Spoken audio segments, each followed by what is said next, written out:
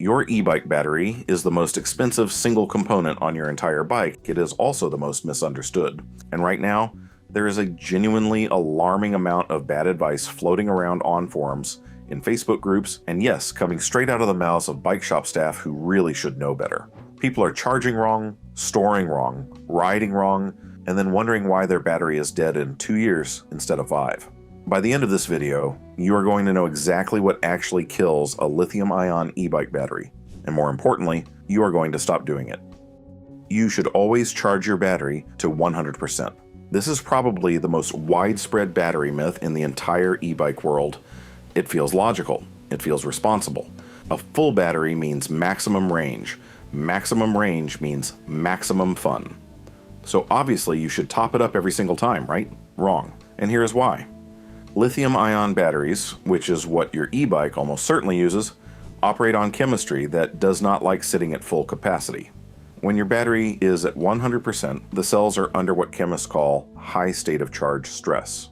The lithium ions are packed as tightly as they can possibly go inside the cell structure, and holding them there, especially for extended periods, accelerates the breakdown of the electrolyte inside the cell and degrades the electrode materials over time. What this means in plain language is simple. Every time you charge to 100% and leave it there, you are taking a small but real bite out of your battery's long-term capacity. Do it enough times, and those small bites add up to something significant. The sweet spot that battery engineers actually recommend, not the marketing team, the engineers, is somewhere between 20 and 80% for everyday charging. Some manufacturers call this an 80% charge limit mode and actually build it into the bike's software as a selectable option. If your bike has this feature, use it. If it doesn't, just make a habit of pulling the charger when the display reads around 80% rather than waiting for the full green light. Now here's the practical nuance. If you have a long ride planned tomorrow, a proper long one where you genuinely need every mile of range available, charge to 100% the night before and ride it the next morning. The damage from an occasional full charge is minimal. The damage comes from routinely charging to full and then leaving the bike sitting in the garage at 100% for 2 days before you ride again. That is the combination that hurts. Some riders worry that partial charging will leave them stranded mid-ride, and that is a completely understandable concern. The solution is knowing your real-world range at your typical assist level and charging accordingly. If your battery gives you a genuine 40 miles at your normal settings and your rides are never more than 20 miles, you have plenty of buffer at 80%. Do the maths once, then stop worrying and start protecting your battery. A quick word before we go on. There are things e-bike owners pay hundreds of dollars to repair or replace that could have been avoided with a few simple habits. After years around electric bikes, I've learned dozens of little tricks that can help your battery, motor, and e-bike last much longer. And I've put 101 of them into a book called the E-Bike Longevity Bible. I won't mention it again. If you want to get the book, the link is in the description. You need to fully drain the battery before recharging. This myth has a very specific origin story, and it is worth knowing where it comes from, because understanding the origin is what makes the myth so easy to let go of. Decades ago, and we're talking 1980s and 1990s here, rechargeable batteries were predominantly nickel-cadmium chemistry. NiCad batteries, as they were known, suffered from something called memory effect. If you repeatedly recharged a NiCad battery before it was fully drained, it would essentially forget its full capacity and start treating that partial charge point as its new baseline. The fix was periodic full discharge cycles. Drain it completely, then charge it fully. This was real, it was well documented, and it became standard battery advice for an entire generation of device users. Then lithium-ion arrived, and everything changed. Lithium-ion batteries do not have memory effect, not even a little bit. The chemistry is completely different. You can charge a lithium-ion battery from 40% or 60% or 82%, and it will not remember any of those levels as a new baseline. It simply does not work that way. But here is the really important part. With lithium-ion chemistry, deep discharges are actually harmful. Running your battery all the way down to zero, or close to it, puts the cells under significant stress. Repeatedly deep cycling a lithium-ion battery accelerates capacity loss faster than almost anything else you can do to it during normal use. Most e-bike battery management systems, the BMS, will actually cut power before the battery reaches true zero. There is usually a buffer built in to protect the cells. But that buffer is a safety net, not an invitation. Regularly riding until your display is flashing a warning and the motor is cutting in and out is not good practice. It is the equivalent of regularly running your car until it is completely out of fuel and then being surprised when the fuel pump gives up prematurely. The ideal behavior for a lithium-ion e-bike battery is frequent partial charges. Plug in when you get home. Unplug at 80%. Don't wait for empty. That is it. That is the whole thing.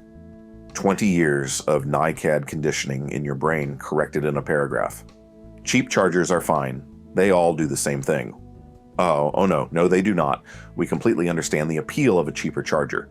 You look online, you see your brand name charger for $65, and right next to it, you see what appears to be an identical product for $12. Same connector, same voltage listed, $12. It is very tempting. Here is what you are actually getting for $12. A charger with almost certainly no meaningful quality control, likely no proper voltage regulation, potentially no thermal protection, and in many cases a battery management system bypass that your e-bike's own BMS cannot fully compensate for. The cheap charger doesn't just charge more roughly, it can actively deliver incorrect voltage spikes that the cells were never designed to handle. Lithium-ion cells are genuinely sensitive to overcharging at the cell level. Your e-bike's BMS does provide some protection, but the BMS is designed to work with a charger that is delivering consistent correct voltage within tight tolerances. When a cheap charger sends inconsistent voltage, spiking high and dropping low in ways the BMS wasn't designed to manage, the cells take the hit, and then there is fire.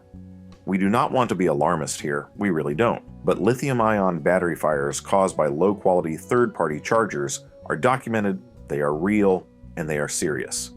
There have been cases of e-bike fires in homes and apartments that have been traced directly to non-approved chargers. A $12 charger is not worth that risk. It is simply not. The rule is straightforward. Use the charger that came with your bike. If you need a replacement or a second charger for convenience, buy a replacement from the bike's manufacturer or from a reputable brand that specifically lists your bike's battery as compatible. Look for UL certification on the charger. If it doesn't have it, keep looking. One more thing on chargers. Store them in a cool, dry place. Don't wrap the cable tightly around the charger body when storing. It stresses the cable over time. And if your charger gets hot enough to be uncomfortable to touch during a charge, stop using it and replace it. A warm charger is normal. A hot charger is not. Cold weather just slows you down a little.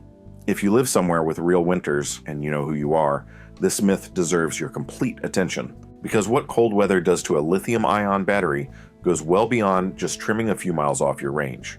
Here is what is actually happening inside your battery when temperatures drop. Lithium-ion cells work through the movement of lithium ions through an electrolyte solution between the anode and cathode. In cold temperatures, that electrolyte becomes more viscous, thicker, slower. The ions move less freely. The internal resistance of the battery increases. The battery has to work harder to deliver the same power, generates more heat doing it, and delivers noticeably less of its total capacity to the motor. At around 0 degrees Celsius, 32 degrees Fahrenheit, you can expect to lose somewhere between 20 and 30% of your usable range compared to riding in mild temperatures. In genuinely cold conditions, below -10 Celsius, that loss can approach 40 to 50%. So your 50-mile battery effectively becomes a 25 to 30-mile battery. That is not a minor inconvenience. That is a fundamentally different machine. But here's the part that surprises people. The capacity loss in cold weather is mostly temporary. If you warm the battery back up, most of that capacity comes back. The issue that is not temporary is charging a cold battery. Charging a lithium-ion battery when it is very cold, below around 5 degrees Celsius, can cause permanent damage through a process called lithium plating, where lithium metal deposits on the anode in ways that reduce capacity irreversibly, and in extreme cases can create internal short circuit risks. Never charge a battery that has just come in from the cold. Let it warm to room temperature first. An hour is usually sufficient. This one habit alone can meaningfully extend the life of a battery in a cold climate. Store your battery indoors overnight during winter rather than leaving it in the bike in a cold garage. If you ride in winter, store the battery inside the night before, fit it to the bike just before you ride, and bring it back inside immediately when you return.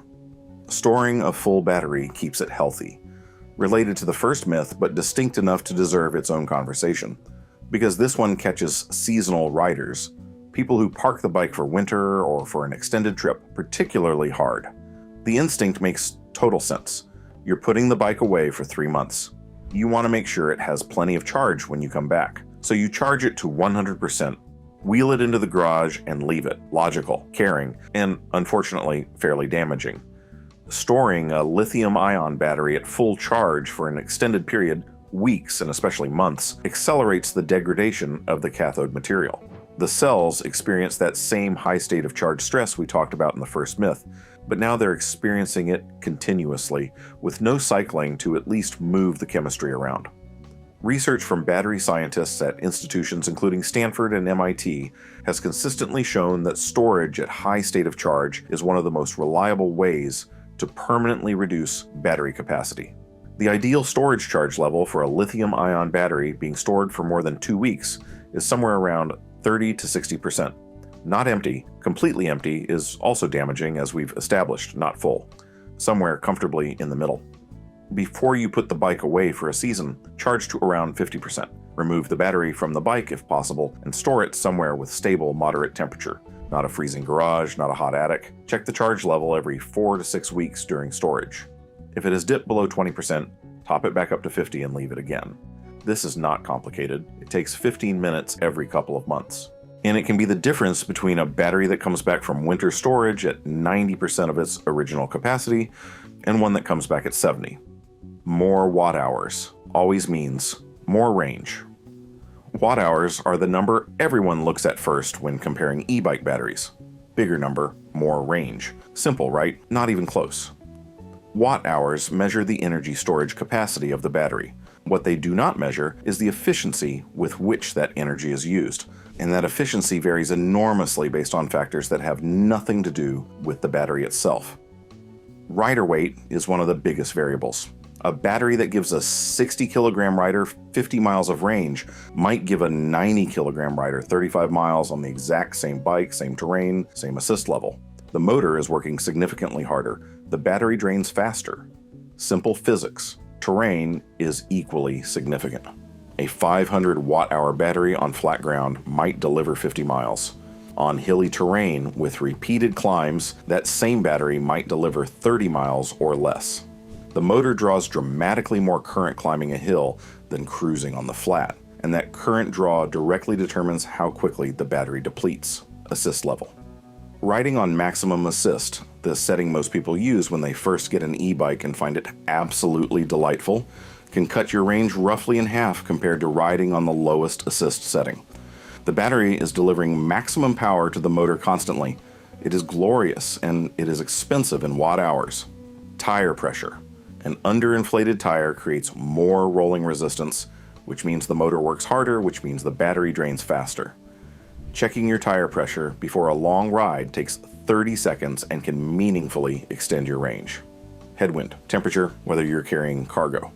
All of it affects real-world range. So when you see a range claim on a spec sheet, understand that it was achieved under conditions optimized to produce the highest possible number. Your conditions will be different. Account for that when sizing your battery. And remember, a 500 watt-hour battery paired with an efficient motor and a light rider on flat terrain will comfortably outperform a 700 watt-hour battery on a heavy bike with a heavy rider in the hills.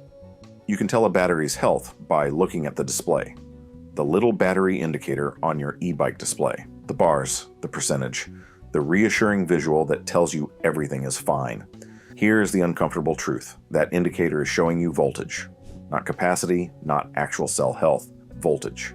And voltage is a deeply imperfect proxy for battery state. The relationship between voltage and remaining capacity in a lithium-ion battery is not linear. It is an S-shaped curve. The voltage stays relatively high through most of the discharge, then drops more steeply as the battery approaches empty.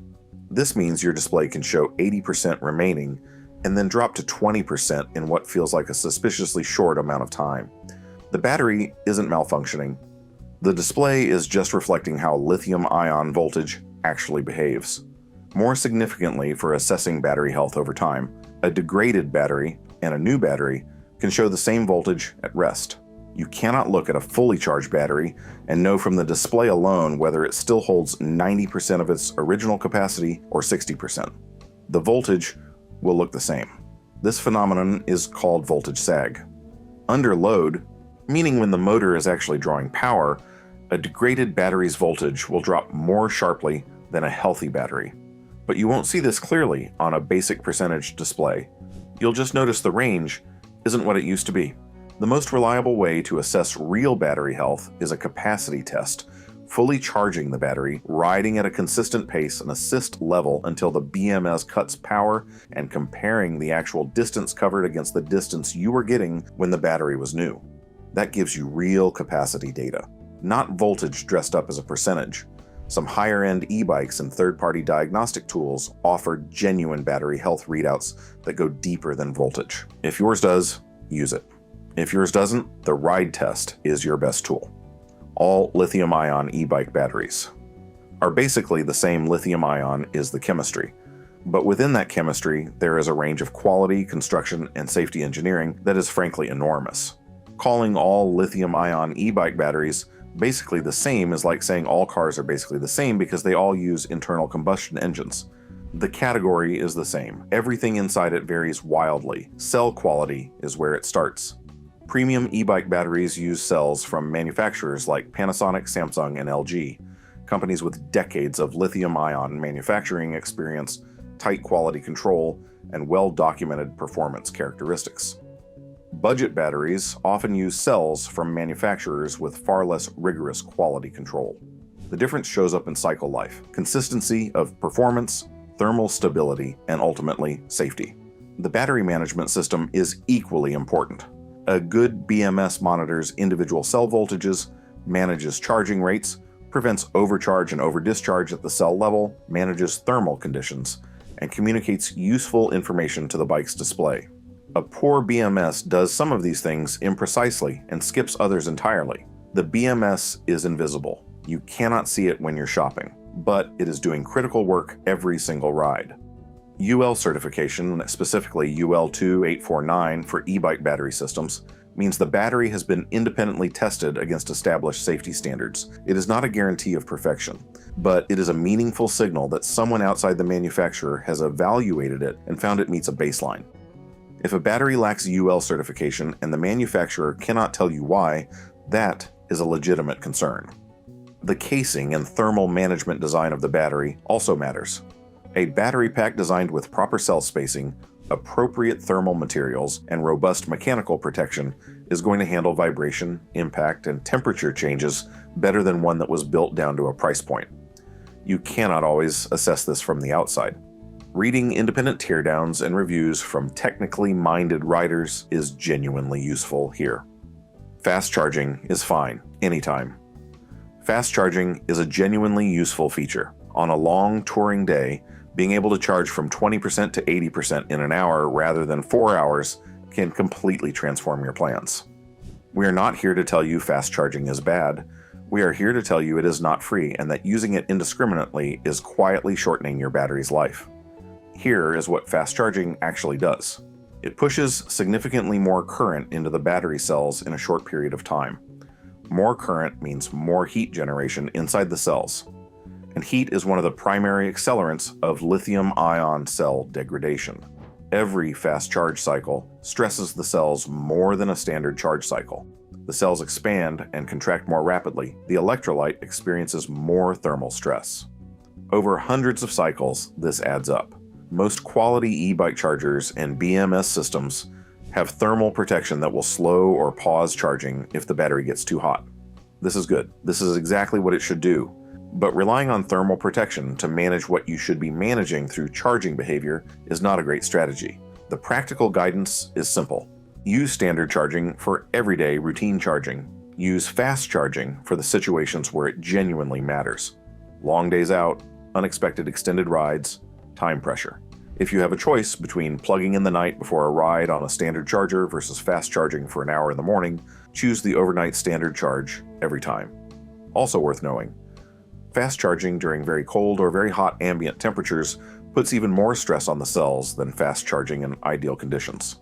If it's a freezing winter day or a genuinely hot summer afternoon, slow down the charging rate if your system allows it. Your battery will thank you in cycle life, which translates directly into money not spent on a premature replacement. When range drops, you need a new battery. Range drops, you notice it. The bike that used to do 40 miles on a charge is now doing 30. Your immediate conclusion is that the battery is dying and you need to spend $500 on a replacement. Maybe, but probably not yet, and possibly not for reasons you'd expect. Battery capacity does decline gradually with age and use. That is real and unavoidable. But there are several other factors that can cause apparent range reduction that have nothing to do with permanent battery degradation. Tire pressure is the most embarrassingly simple one. An underinflated tire dramatically increases rolling resistance and can account for a range reduction of 10 to 15% all by itself. Check your tires before you conclude your battery is failing.